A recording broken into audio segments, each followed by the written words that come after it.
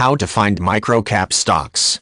To start with, a good introduction is to define what a microcap stock actually is. The definition of a penny stock is a company that has shares that are trading at less than $5 per share.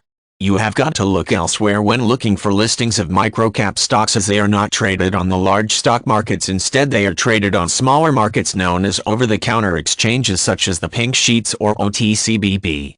The first thing you should know before going any further is that investing in microcap shares is risky. You generally become involved in small cap shares because you are hoping to turn a small amount of money into a significant profit, but it doesn't always work out that way, especially if you invest blindly, as you can end up taking large losses, sometimes such that you wipe out all the money you have to invest with. The golden rule of any investing is to do your research first and never go into an investment based from a tip, especially if you saw it in your email spam. You can find yourself a victim of fraud if you buy shares in these companies, as the rules and regulations governing microcap shares are not the same ones that are used to control the bigger, more established companies.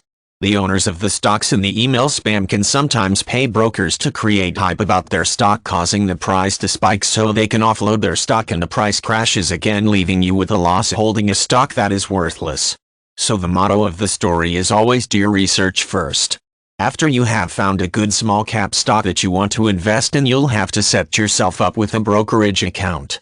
The best type of account is probably an online trading account because the commissions are cheap and you can get instant access to the markets. To set yourself up with a broker, you fill out an application form, and once it's been approved and you have funded your account, you can start investing.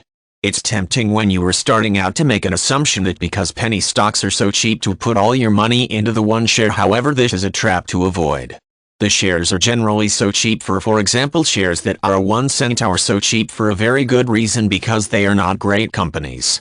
However, this doesn't mean all stocks that have cheap share prices are no good, because all stocks must start somewhere, and by doing your research you can learn to determine which ones are the good ones and which ones to keep away from.